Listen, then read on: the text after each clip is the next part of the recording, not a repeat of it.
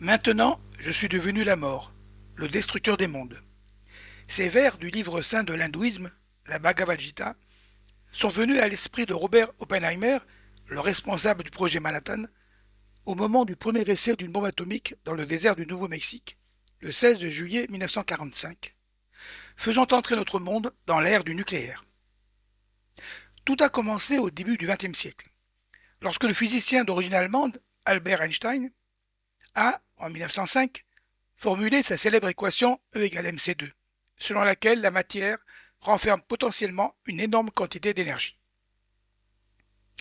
Au début des années 30, les physiciens ont découvert que le noyau d'un atome est composé de protons et de neutrons, autour desquels gravitent les électrons. Et qu'en se servant du neutron, électriquement neutre, il est possible de bombarder des atomes d'uranium pour en extraire l'énergie conformément à cette équation. En 1933, le physicien hongrois exilé à Londres, Leo Szilard, a l'intuition qu'en bombardant le noyau d'un atome d'uranium, ce qu'on appelle la fission nucléaire, il est possible d'obtenir une réaction en chaîne et une multiplication de l'énergie produite en raison de l'émission de nouveaux neutrons qui provoqueront à leur tour de nouvelles fissions.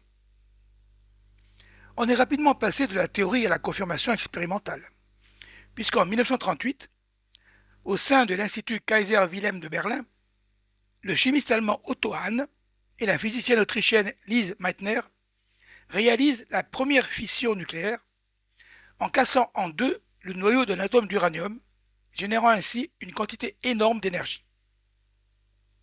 En 1939, le physicien français Frédéric Joliot, accompagné de son équipe du Collège de France, confirme qu'avec suffisamment de combustible fissile, c'est-à-dire la masse critique, la rupture du noyau d'uranium va effectivement entraîner une réaction en chaîne, laquelle, non contrôlée, va engendrer une explosion d'une puissance extraordinaire. C'est le principe de la bombe atomique. Les applications militaires de cette découverte inquiètent certains scientifiques, car le pays qui pourra disposer d'une arme utilisant l'énergie nucléaire possédera un avantage insurpassable sur ses ennemis. Or, en avril 1939, l'Allemagne nazie a lancé un projet de recherche sous le nom de projet Uranium, Uranprojekt. Redoutant que l'Allemagne parvienne ainsi à se doter d'une bombe atomique, Leo Szilard persuade Einstein de signer le 2 août 1939 une lettre destinée au président américain Franklin Roosevelt, l'alertant sur le fait que la fission nucléaire permet, je cite, de déclencher une réaction nucléaire avec de grandes quantités d'uranium, et que l'énergie ainsi libérée est susceptible d'être utilisée comme une arme, je cite encore, extrêmement puissante par l'Allemagne. Il est en conclusion demandé au gouvernement américain d'accélérer ses propres recherches sur le sujet et de stocker le maximum de minerais d'uranium. Roosevelt n'a pris connaissance de cette lettre que le 10 octobre 1939, alors que la guerre avait déjà éclaté en Europe. Il comprend immédiatement qu'il ne pouvait pas prendre le risque de laisser Hitler être le premier à posséder une arme aussi redoutable. Il crée aussitôt un comité consultatif pour l'uranium, Advisory Committee on Uranium, afin d'étudier la faisabilité de la bombe atomique. Dès le 1er novembre, ce comité remet au président Roosevelt son rapport en concluant, je cite, « Si les réactions s'avèrent être de nature explosive, elles fourniraient une source possible de bombes d'une destructivité bien supérieure à tout ce que l'on connaît actuellement. Nous recommandons un soutien adéquat pour une enquête approfondie. » De leur côté, les Britanniques effectuaient également leurs propres recherches dans ce domaine, en créant, au printemps 1940, un comité, le comité MOD, dont le rapport, déposé le 15 juillet 1941, conclut qu'une masse critique de 10 kg d'uranium-235 serait suffisante pour provoquer une fission nucléaire et produire une énorme explosion. Ce rapport, écrit par des scientifiques internationaux de renom comme le prix Nobel de physique 1935 James Chadwick, a convaincu les Américains de la faisabilité d'une arme nucléaire et les a mis en garde contre l'avance théorique des Allemands. L'entrée en guerre des États-Unis en décembre 1941 a créé un sentiment d'urgence pour ne pas rester à la traîne de l'Allemagne. La course à la bombe atomique était lancée. C'est ainsi que, le 13 août 1942, est officiellement lancé le projet Manhattan, sous la direction, à partir du mois de septembre, du brigadier général Leslie Groves. Ingénieur et administrateur réputé, il avait déjà supervisé la construction, à partir de septembre 1941, du Pentagone, siège du ministre américain de la Défense. Groves demandera au physicien américain Robert Oppenheimer de prendre la direction scientifique du projet Manhattan. Ce dernier lui suggère de regrouper au même endroit, dans un lieu suffisamment isolé, l'ensemble des recherches qui étaient jusqu'alors dispersées dans divers laboratoires du pays. Il faut trouver un site isolé, capable de loger des centaines d'hommes et de femmes.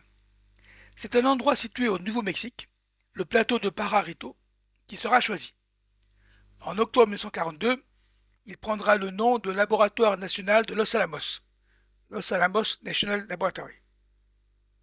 Les travaux sont menés tambour battant. L'urgence exige que l'on passe le plus rapidement possible de la recherche en laboratoire à la production d'une bombe. Ce sont des milliers d'hommes et de femmes, dont 3 prix Nobel de physique, Niels Bohr, James Chadwick et Enrico Fermi, qui vivront pendant près de 3 années dans ce qui est devenu une véritable ville, conçue pour accueillir les chercheurs, le personnel et leurs familles dans un univers clos sous haute surveillance, car le secret est une préoccupation constante de Groves. Ce sont en tout 200 000 personnes qui participeront au projet Manhattan, au sein de 37 laboratoires dans tout le pays, souvent sans savoir exactement la finalité de leurs travaux. Un projet qui coûtera 2 milliards de dollars de l'époque, soit l'équivalent de plus de 32 milliards de dollars d'aujourd'hui. 2 types de matériaux sont simultanément retenus pour déclencher une réaction en chaîne. L'uranium-235 et le plutonium-239, dont la masse critique est plus faible. 3 bombes sont ensuite conçues, dont 2 dénommées Gadget pour les Red Test et Little Boy à l'uranium, et une 3e surnommée Fatman, au plutonium. Au mois de juillet 1945, tout est prêt pour essayer la première explosion nucléaire de l'histoire. C'est le test Trinity, en utilisant la bombe au plutonium Gadget, qui est hissée le 13 juillet au sommet d'une tour de 30 mètres de haut. Et la mise à feu est effectuée le matin du 16 juillet à 5h29 21 secondes. L'explosion, qui a été entendue jusqu'à plus de 160 km, a libéré une énergie équivalente à 20 000 tonnes de TNT. Pour la première fois, s'est élevé jusqu'à 12 km le nuage en champignons si caractéristique d'une explosion nucléaire. Le test est un succès, et Harry Truman, le nouveau président des États-Unis, en est informé immédiatement pendant qu'il participait à l'ouverture de la conférence de Potsdam avec Staline et Churchill. L'objectif initial du projet Manhattan était certes de remporter la course à l'arme nucléaire contre l'Allemagne nazie. Cependant, dès 1943-1944, il était devenu manifeste que ce pays avait perdu cette course. En effet, Hitler ne s'intéressait aux recherches scientifiques que si elles pouvaient être appliquées rapidement et efficacement à des fins militaires. De plus, il n'avait que mépris envers la physique quantique, qu'il qualifiait de science juive. L'antisémitisme de son régime a d'ailleurs entraîné, dès 1933, l'exil de nombreux physiciens en raison de leurs origines juives, Max Born, James Franck, Otto Stern par exemple, ou de l'origine juive de leur épouse, comme pour Victor Hess, ou encore de leur opposition au nazisme, comme Erwin Schrödinger et Klaus Fuchs. Ces départs ont entravé la recherche nucléaire allemande, même si des physiciens de renom, tels Max Planck et Werner Heisenberg, sont encore restés en Allemagne. Mais surtout, la réalisation d'une bombe atomique était au-delà des possibilités économiques d'une Allemagne en guerre. Il ne faut pas oublier que le projet Manhattan, qui s'est étalé sur plusieurs années, a représenté pour les États-Unis un investissement colossal. Seul l'historien allemand Rainer Karlsch, dans son livre paru en France en 2007 sous le titre « La bombe de Hitler », affirme que dans les tout derniers mois de la guerre, l'armée allemande aurait testé 2 petites bombes nucléaires tactiques. Mais sa théorie est fortement mise en doute par les scientifiques. 1944. La cible naturelle de la recherche nucléaire américaine est donc devenue le Japon, qui, en juillet 1945, refuse toujours d'accepter la reddition inconditionnelle réclamée par les Alliés dans un ultimatum signifié dès le 26 novembre 1943 à la conférence anglo-américano-chinoise du Caire, puis renouvelé le 26 juillet 1945 à l'issue de la conférence de Potsdam. Un plan d'invasion du Japon, sous le nom de code Downfall, avait été envisagé, comme je l'ai mentionné dans l'épisode précédent. Mais il aurait entraîné des pertes humaines considérables. De plus, le haut commandement impérial japonais avait prévu dès avril 1945, avec l'opération Ketsugo, de se battre jusqu'au bout en cas d'invasion alliée, en envoyant par mer et par air plusieurs milliers de kamikazes. Cette stratégie visait à dissuader les États-Unis de continuer la guerre et à inciter leur opinion publique à accepter une paix de compromis plutôt qu'une capitulation sans condition. Mais la réalité de la situation est qu'à l'été 1945, le Japon, économiquement et militairement exsangue, est à genoux. Et l'amiral Kantaro Suzuki, Premier ministre depuis le 7 avril 1945 et qui avait toujours été opposé à la guerre contre les États-Unis, est favorable à une reddition de son pays. Cependant, il ne peut pas accepter officiellement l'ultimatum allié, car celui-ci implique l'abdication de l'empereur Hirohito, ce qu'aucun Japonais ne pourrait admettre. En outre, le Conseil suprême pour la direction de la guerre qui dirige le pays est composé, outre Suzuki et son ministre des Affaires étrangères Shigenori Togo, de militaires, à savoir les ministres de la guerre et de la marine, ainsi que les chefs d'état-major de l'armée impériale et de la marine. Militaires fermement opposés à toute idée de capitulation, à l'exception du ministre de la marine, l'amiral Mitsumasa Yonai. C'est pour ne pas se heurter aux bellicistes du Conseil suprême que la réponse de Suzuki à l'ultimatum du 26 juillet est volontairement ambiguë en employant le terme japonais de mukozatsu, qui peut avoir un double sens et être considéré soit comme une fin de non-recevoir, soit comme une abstention de tout commentaire. Mais les Alliés interprètent cette réponse comme un refus de toute idée de reddition, et de toute façon, il est trop tard, car dès le 21 juillet, le président Harry Truman a donné l'ordre de larguer ce qu'on appelle la bombe spéciale sur le Japon. Ordre transmis le 25 juillet au général Karl Spaatz, chef du commandement des forces aériennes stratégiques du Pacifique. En effet, les États-Unis ont décidé d'utiliser l'arme nucléaire contre le Japon pour montrer au reste du monde, et tout particulièrement à l'Union soviétique, car la guerre froide avec ce pays a déjà commencé, que les États-Unis détiennent désormais une arme nouvelle, au pouvoir de destruction encore jamais connu. Pour ce faire, les Américains veulent tester l'efficacité de leur bombe atomique en situation réelle. Dès lors, il n'est pas question de faire éclater la bombe atomique dans une région désertique, à titre de démonstration, ni même de choisir une cible spécialement industrielle ou militaire. On recherche un effet destructeur maximal et plusieurs villes japonaises sont retenues comme cibles. C'est finalement Hiroshima qui est choisie, car cette ville a été volontairement épargnée lors des bombardements conventionnels, pour mieux évaluer les effets de la bombe. Peuplée d'environ 300 000 habitants en juillet 1945, Hiroshima est alors un important centre industriel et stratégique. Sa configuration géographique, située dans une vallée entourée de collines, permettait une concentration des effets de l'explosion, encore accrue par un risque d'incendie élevé en raison de la densité urbaine et des matériaux de construction utilisés, habitations en bois et au centre-ville des bâtiments publics en béton armé. Le 6 août 1945, à 2h45 heure locale, le bombardier B-29 baptisé Enola Gay décolle de l'île de Tinian dans l'archipel des Mariannes du Nord, avec dans sa soute spécialement aménagée la bombe à l'uranium Little Boy. L'avion, piloté par le colonel Paul Tibbets, arrive au-dessus d'Hiroshima à 8h15 heure locale. Les habitants ne se méfient pas de cet avion isolé et vaquent à leurs occupations quotidiennes. À 8h16 2 secondes, la bombe est larguée, à 9450 mètres d'altitude. Après une chute libre de 43 secondes, elle explose à 580 mètres d'altitude à la verticale de l'hôpital Shima, situé en plein cœur de l'agglomération. En un instant, l'apocalypse se déchaîne. La bombe dégage une énergie équivalente à 15 000 tonnes de TNT.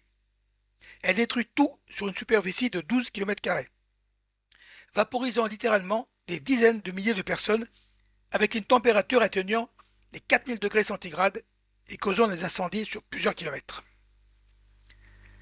Si les morts ne souffrent plus, les survivants connaissent des souffrances indicibles. Leurs vêtements en lambeaux, leur corps brûlé jusqu'au 3e degré. Ils fuient vers les collines ou tentent de soulager leurs blessures en se jetant dans la rivière où flottent déjà des centaines de cadavres. Puis vient, quelques secondes après, l'onde de choc, avec des vents de plusieurs centaines de kilomètres à l'heure, achevant de détruire les bâtiments encore debout. Sur un rayon de 3 km², on estime que 10 000 immeubles ont été détruits par le souffle de l'onde de choc et 50 000 par les incendies. Enfin, monte le champignon atomique qui va faire retomber au sol sous forme d'une pluie noire, des cendres et des poussières contaminées par la radioactivité. Il est difficile de dénombrer le nombre exact de morts. Mais selon les études les plus récentes, on estime leur nombre entre 90 000 et 140 000 qui ont été tués sur le coup, auxquels il faut ajouter les décès survenus dans les jours, les mois et même les années qui ont suivi, du fait notamment de l'irradiation ayant provoqué divers cancers et pathologies. Hiroshima est coupé du reste du pays, et il faudra de nombreuses heures avant que le quartier général et le gouvernement japonais prennent la mesure de la catastrophe. Les premiers rapports font état d'une explosion massive, sans autre précision, et il s'ensuit une certaine confusion quant à la nature de cette attaque. Ce n'est que vers 16 heures que les Japonais ont compris qu'il s'agissait du premier bombardement nucléaire de l'histoire. L'annonce officielle de ce bombardement a été faite par le secrétaire d'État américain à la guerre, Henry Stimson, le 6 août à 16h30 heure de Washington, soit à Tokyo le 7 août à 5h30, compte tenu du décalage horaire. Le Conseil suprême japonais se réunit d'urgence le 7 août pour évaluer la situation, mais aucune décision ne peut être prise. Car si le Premier ministre Suzuki, son ministre des Affaires étrangères Togo et l'amiral Yonai souhaitent une fin immédiate à la guerre par l'acceptation sans condition de l'ultimatum allié, il n'en est pas de même des militaires qui restent dans le déni. En fait, Suzuki espère depuis plusieurs semaines que l'Union soviétique, avec laquelle le Japon a signé le 13 avril 1941 un traité de neutralité, puisse servir d'intermédiaire avec les Anglo-Américains pour négocier un armistice. Son ambassadeur à Moscou, Naotake Sato, s'efforce de sonder les intentions de Staline. Mais ce dernier ne répond que par des manœuvres dilatoires sans rien promettre. Alors surtout qu'il s'est engagé à Yalta d'entrer en guerre contre le Japon 3 mois après la capitulation de l'Allemagne. Le 2 août, Suzuki et Togo espèrent encore dans l'envoi à Moscou d'une mission de paix menée par le prince Fumimaro Konoe. Un espoir bien vain, car le 8 août 1945, le ministre soviétique des Affaires étrangères Vyacheslav Molotov remet une déclaration de guerre à l'ambassadeur japonais. Le jour suivant, l'Union soviétique lance une offensive en Mandchourie, un état fantoche mis en place par le Japon. En 8 jours, les armées soviétiques avancent de 400 km pour pénétrer en Corée jusqu'au 38e parallèle nord, pays encore colonie japonaise. Les Kouriles et plusieurs îles de la province d'Hokkaido sont occupées. L'entrée en guerre de l'Union soviétique va être l'événement qui précipitera la capitulation du Japon. Pourtant, les Américains, prétextant l'absence de réponse formelle du Japon à leur ultimatum, procèdent, ce même 9 août 1945, à un deuxième bombardement nucléaire. Comme pour Hiroshima, la décision était déjà prise. Il s'agissait de comparer les effets destructeurs de la bombe au plutonium, Fatman, avec ceux de la bombe à l'uranium larguée sur Hiroshima. La bombe est larguée à 10h58. Elle explose avec une puissance équivalente à 20 000 tonnes de TNT, détruisant tout sur une superficie de 3,8 km², faisant entre 60 000 et 80 000 victimes selon les études les plus récentes. Ce sont les mêmes scènes de désolation et d'horreur qu'à Hiroshima. C'est vers 13 heures que la nouvelle de ce deuxième bombardement nucléaire parvient aux 6 membres du Conseil suprême japonais, alors en réunion extraordinaire, pour évaluer la situation à la suite de la déclaration de guerre de l'Union soviétique. Suzuki, Togo et l'amiral Yonai insistent à nouveau sur la nécessité d'accepter l'ultimatum allié, tandis que les 3 autres militaires persistent à s'opposer à toute capitulation. La situation est donc bloquée, et aucune décision ne peut se dégager de ces palabres qui se prolongent jusqu'en soirée. Suzuki et Togo font alors le choix inédit de solliciter la réunion du Conseil impérial présidé par l'empereur Hirohito. En effet, la règle est que l'empereur se contente, lors d'un conseil impérial, d'entériner les décisions prises à l'unanimité du Conseil suprême. Or, dans le cas présent, ce conseil n'est parvenu à aucune résolution. En 1945, Hirohito est sur le trône impérial depuis 1926.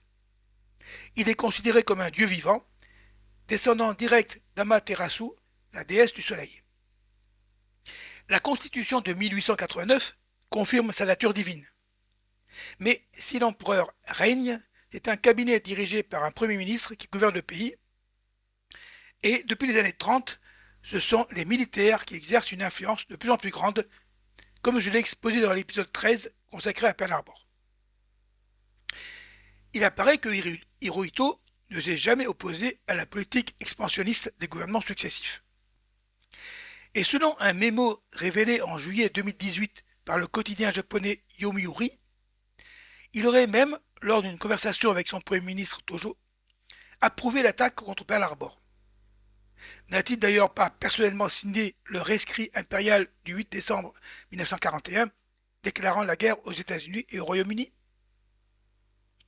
Mais le 9 août 1945, la situation a bien changé, et Hirohito, conscient de la défaite inéluctable de son pays, s'inquiète pour la survie de la dynastie impériale. Il accepte donc de réunir le jour même le Conseil impérial qui commence peu avant minuit. Partisans et opposants à la capitulation continuent à s'opposer jusqu'à ce que, vers 2 heures du matin, Suzuki demande à l'empereur de prendre lui-même une décision, fait sans précédent dans l'histoire du Japon. Hirohito prononce alors ces mots, je cite, « Le Japon doit savoir supporter l'insupportable, accepter l'inacceptable. Je donne mon accord à la proposition qui m'est faite d'accepter la déclaration de Potsdam sur les bases établies par le ministre des Affaires étrangères. » C'est le Conseil des ministres qui va rédiger le texte de la capitulation en acceptant l'ultimatum de Potsdam sous la seule condition du maintien de l'unité impériale. La déclaration est adressée aux Alliés par l'intermédiaire de la Suisse et de la Suède, pays neutres, et lorsque Truman en prend connaissance, la décision est prise d'accepter la condition du maintien de l'empereur. Il faut en effet accélérer le processus. Washington accepte donc le 11 août la déclaration de capitulation. Mais tout n'est pas encore réglé à Tokyo, car certains militaires parlent de continuer la lutte, et au sein du gouvernement, plusieurs ministres s'opposent encore à la reddition. Pendant ce temps, pour maintenir la pression, les Américains multiplient les bombardements sur le Japon. Les usines, les gares, les aéroports sont écrasés sous les bombes. Un nouveau conseil impérial se tient le 14 août à 10h30. Et Hirohito conclut en priant, je cite, « le Conseil des ministres de préparer le plus rapidement possible la proclamation impériale annonçant la fin de la guerre. » Ainsi, l'empereur a-t-il choisi de s'adresser pour la première fois en personne à sa population. Sa décision est claire, et dans l'après-midi, les chefs militaires annoncent que, je cite, « les forces impériales se conformeront strictement à la décision de l'empereur. » À 20h30, le texte de la proclamation impériale est mis au point et est enregistré sur 2 disques par Hirohito à 23h30. Mais pendant cette nuit-là, de jeunes officiers menés par le major Kenji Hatakana ont décidé de faire un coup d'État en isolant l'empereur sous le prétexte de le protéger et en incitant l'armée à prendre le pouvoir. À 2 heures du matin, les conjurés prennent d'assaut le palais impérial à la recherche des enregistrements du discours de Hirohito. Ils ne parviendront pas à les retrouver, et surtout, les hauts dignitaires de l'armée ne rejoignent pas sa tentative de coup d'État, qui finit par tourner court aux premières heures du 15 août. À midi, la radio annonce que l'empereur va lire sa proclamation impériale. Tous les Japonais se prosternent respectueusement devant leur poste radio pour entendre pour la première fois de leur vie la voix de leur empereur. Que leur dit-il? En substance, que leur pays a perdu la guerre après 4 années de combat et doit accepter de supporter l'insupportable et de tolérer l'intolérable. En d'autres termes, de se plier à la loi des vainqueurs, même si le mot de capitulation n'est pas prononcé. À vrai dire, peu de Japonais ont compris les mots employés par Hirohito, qui s'est exprimé dans la langue de la cour impériale, un japonais archaïque dont le commentateur de la radio a dû donner la traduction par la suite. Mais tous en ont saisi le sens initial. La guerre se termine par la défaite du pays. Les réactions à ce discours sont variées. Certains éclatent en sanglots, d'autres restent prostrés, d'autres encore retournent à leurs occupations. Beaucoup, des militaires essentiellement, choisissent le suicide, non pas pour fuir leurs responsabilités, mais pour ne pas survivre à la honte de la défaite et obtenir ainsi le pardon de leur empereur pour ne pas avoir réussi à gagner la guerre. On estime leur nombre à plus de 27 000 hommes et femmes. Mais en même temps, l'annonce de la capitulation a entraîné en représailles le massacre par leurs geôliers de 16 aviateurs américains détenus dans une base militaire. Dans l'ensemble, les actes de révolte sont rares. L'empereur a parlé, et presque aussitôt, toute la population a accepté son destin et va accueillir sans réagir l'arrivée le 30 août du général Douglas MacArthur, qui a été nommé gouverneur militaire du Japon, véritable proconsul et vice-roi du Pacifique, comme le surnomment les médias. Avec son équipe, le général américain doit remettre sur pied le pays et préparer une nouvelle constitution, instaurant un régime démocratique où l'empereur, s'il conserve son trône, renonce à son caractère divin et n'est plus que le symbole de l'unité du Japon. Il reste encore à signer formellement l'acte de capitulation. La cérémonie se tient le 2 septembre 1945, au matin, sur le cuirassé USS Missouri en baie de Tokyo, en présence de tous les représentants des nations alliées, dont le général Leclerc pour la France. Ainsi prend fin la Seconde Guerre mondiale après 6 années du plus terrible et meurtrier conflit de l'histoire humaine. Le bilan humain est sans comparaison avec celui de la Première Guerre mondiale. Au moins 60 millions de morts. Et pour la première fois, le nombre des victimes civiles, plus de 40 millions, est supérieur à celui des victimes militaires, plus de 20 millions. C'est l'Union soviétique qui a payé le plus lourd tribut, avec de 22 à 27 millions de morts, dont 13 à 15 millions de victimes civiles, soit entre 13 et 16% de la population du pays. Vient ensuite la Chine, entre 10 et 20 millions de victimes, l'Allemagne, avec de 6 à 8,6 millions de victimes, dont entre 1 et 3 millions de civils, soit entre 9,5 et 12% de la population, et la Pologne, avec près de 6 millions de morts essentiellement civils, soit plus de 16% de sa population. Pour sa part, la France a connu 567 000 morts, dont 350 000 civils, soit seulement, si on peut dire, 1,35% de sa population. Les pertes matérielles sont considérables. De nombreuses villes ont été détruites, en totalité ou en partie, comme Hiroshima et Nagasaki, Berlin, Varsovie, Stalingrad, Hambourg, Tokyo, Manille, Dresde, Londres, Rotterdam. La liste en est longue. Les infrastructures de nombreux pays, les routes, les ponts, les voies ferrées, les installations portuaires ont été fortement endommagées. Là encore, c'est l'Union soviétique qui a le plus souffert, avec la destruction de 1700 villes, 70 000 villages, 32 000 entreprises, 4 700 000 maisons, retardant de 8 à 10 années le développement économique du pays. Il est également important de prendre en compte le bilan psychologique, cette guerre ayant causé des pertes considérables chez les populations civiles. Les rescapés des camps de concentration, du génocide de la Shoah dont j'ai parlé à l'épisode 17, en sont restés profondément marqués. Plus jamais peut-on lire comme message en plusieurs langues sur le monument commémoratif au camp de concentration de Dachau. Le recours à l'arme atomique et ses effets terrifiants ont également frappé tous les esprits. À la fin de la guerre, il faut s'occuper du sort de millions de personnes déplacées, prisonniers de guerre et travailleurs forcés en Allemagne, survivants des camps, victimes des campagnes de nettoyage ethnique. On estime à 40 millions le nombre de personnes ainsi déplacées pendant le conflit. Le territoire de la France a davantage souffert que lors de la Première Guerre mondiale. Les destructions immobilières sont 3 fois plus importantes, faisant de la France le 3e pays le plus sinistré après l'Union soviétique et l'Allemagne. 2 100 000 bâtiments endommagés, dont 462 000 totalement détruits.